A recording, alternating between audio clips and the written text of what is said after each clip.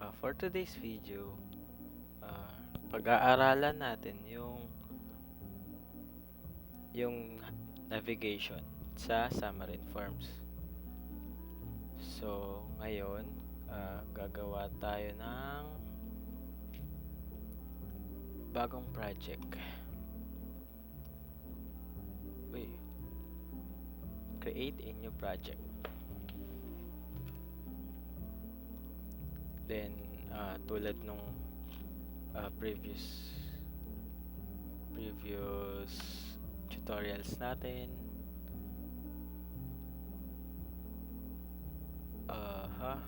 mobile app, Xamarin Forms. Then, click next. So, navigation.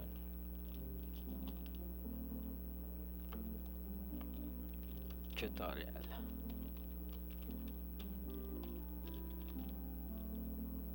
So, ayan. Then, create. Then, dito tayo sa blank. Sa blank.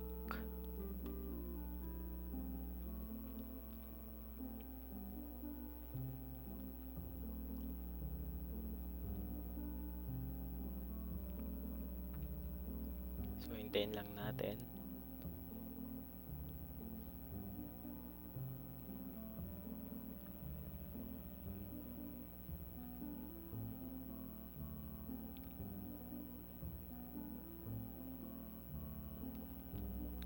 So, ngayon, dito tayo pupunta sa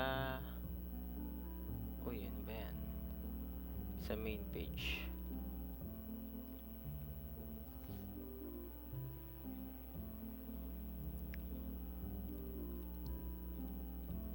So, ngayon, gagawa tayo ng isa pang .xaml file. So, for example, create folder muna tayo. Bagal. Create new folder. Pages. Then create, right click sa folder. Then new item. Then dito tayo sa content page. Bagal.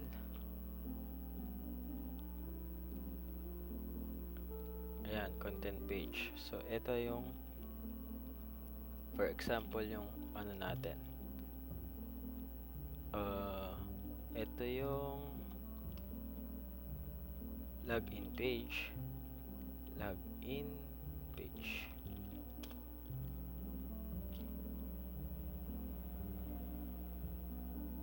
So, gagawin natin,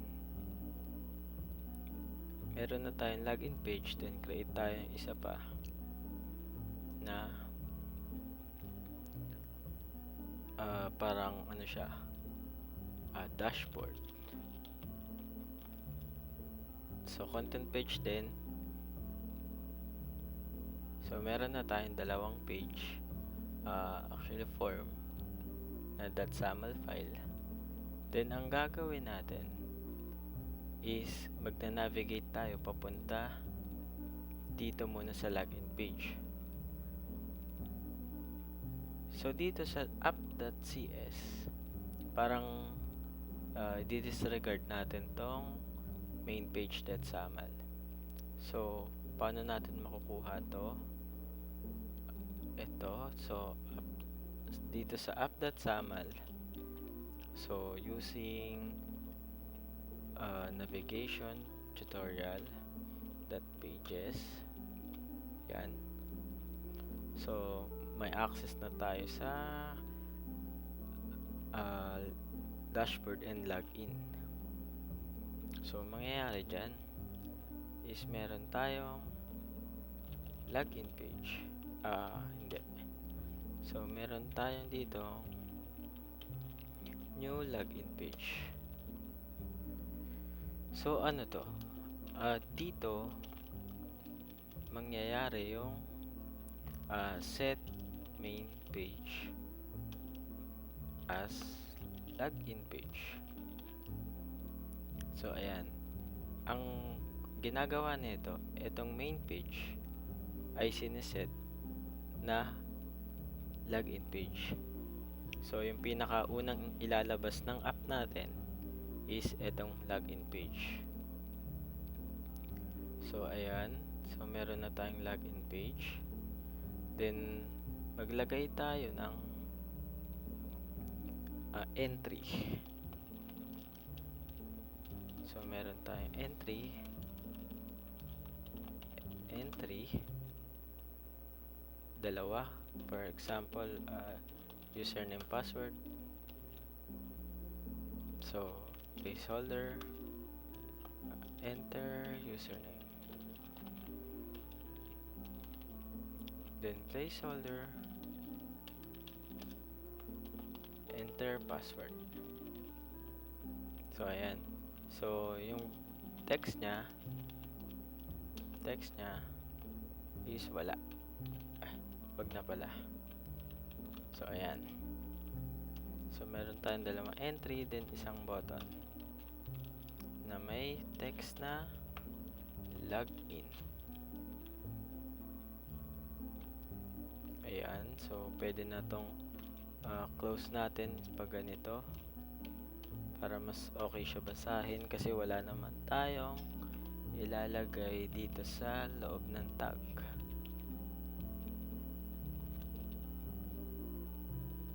Ayan. So, ngayon, save. Then, ilaran natin siya. So, hintayin lang natin.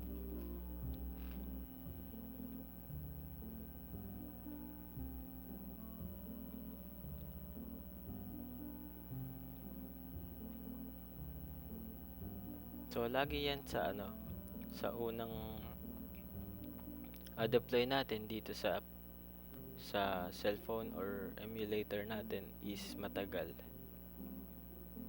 Kasi i-build niya pa. So, wala pang build file. Yung mga source object. Yun.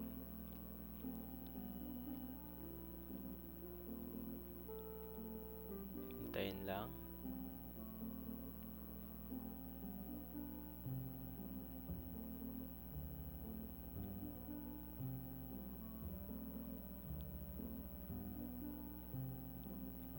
Yun na.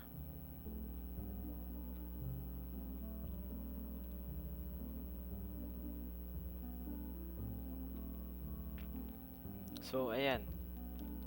Bali, meron na tayong enter username and enter password. So, for example, gagawa ka ng application na may login. So, ito yung initial view, initial display natin sa app. So, ang gagawin natin, once na-click ko tong login, is magna-navigate ako sa isang page which is yung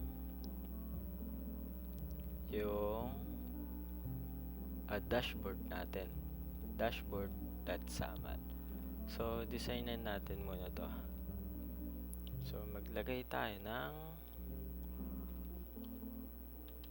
alisin natin tong vertical. Maglagay tayo ng welcome to Kent TV TC. Then, meron tayong image. Lagay tayo ng image na may source na so kuha tayo sa Google.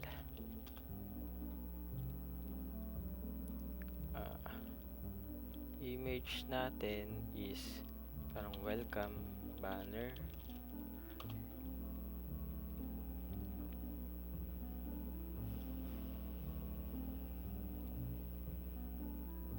To, pwede na to.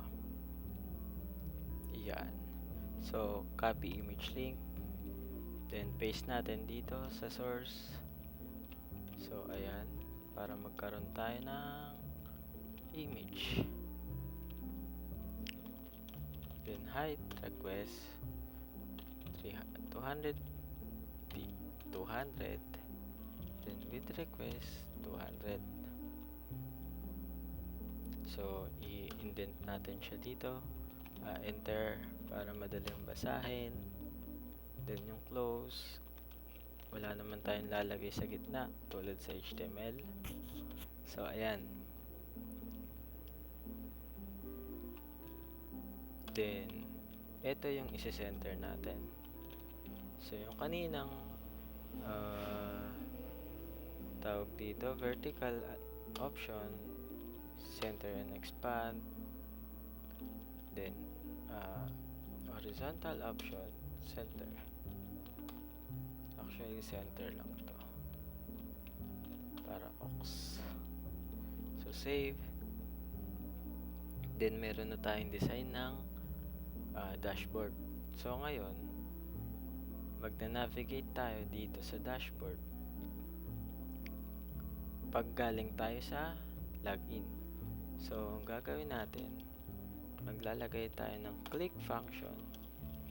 Bali yung on-click na itong button. On-click ng button is, ayan, gawa tayo ng function. So, once na, for example, di ba yan, ay lumabas na parang IntelliSense. So, pag new event handler, automatic siya gagawa ng button underscore click. So, ayan. So, click na siya. Then, automatic na siya. Meron ka na ditong function or method. Ayan. So, ngayon, magna-navigate tayo sa dashboard. Sa dashboard.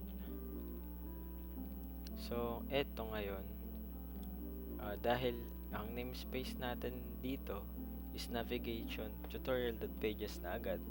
So, may access na agad tayo dito sa dashboard kahit wala na tayo using navigation page.pages ulit. No need na. So, ngayon, meron tayong para mag-show ng another page or mag-navigate sa another page is meron tayong push async or push modal async. So, etong dalawa may pinagkaiba to. So, yung push async is siya talaga, navigation siya na once na nag-navigate siya dun sa another page is meron siyang back button sa taas. Ipapakita ko sa inyo. So, ayan. So, new navigation page, new dashboard. Actually, try muna natin to. So, ayan. So, yan. Save. Then, try natin kung anong mangyayari.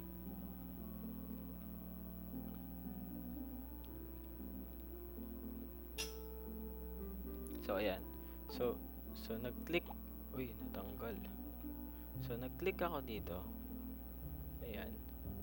Then, pag nag-click ako, yun. Crash tayo, men. Anong nangyari, men? Push async page. Kasi, kailangan natin ng dashboard. Dashboard is equals to new dashboard. So, ito. So, ayan. Gets. So, ayun pala. Magagamit natin yung push async if yung parang main page natin is navigation page. So, paano mangyayari yun? So, ito siya.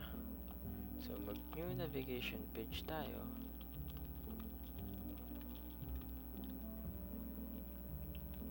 Ayan. So, ayan. So, meron tayong new navigation page. Then, ito, sure ako, under na yan. So, save. Then, ayan. So, hintayin natin. So, ayan. So, login page. Then, navigate. Yan. So, welcome. So, ito yung sinasabi ko. If push async yung gagamitin, meron siyang back button. Ito ang back button na nandyan. So, pag nag-back, automatic back siya dito. Then, meron namang push modal async. So, ang ano naman nun is para kang panibagong page na wala kang babalikan. So, for example, ibahin natin that push modal async. So, new dashboard. So, kahit ano to, alam ko parang ano siya. Kahit navigation page to, itong login page natin, pag nag-push modal async ka, is buo pa rin yung mag-show. So, wala siyang back button sa taas, then yung parang header sa taas na kulay blue na default. So, ito, for example, ayan, na-run ko na siya. Then, etong nandito ngayon is push modal async na. So, pag login ko, ayun, so buo siya. So, pag nag-back ka, para kang nag-show lang ng ng isang page na buo. So, hindi mo makikita yung navigation niya. Kasi modal nga eh. Yung tulad sa HTML na modal, yung parang pop-up lang siya. Pero full screen siya. So, ayun siya. Then, meron pa tayong ayan. So, ayan. Ngayon yung sample na navigation. Ayan. So, ang susunod nating pag-aaralan ay yung tab pages. Then, meron pa tayong tab pages. Then, sa loob ng tab pages, meron tayong navigation page. So, yun yung gagawin natin sa next video. So, thank you for watching. Then, don't forget to subscribe and like. So, thanks.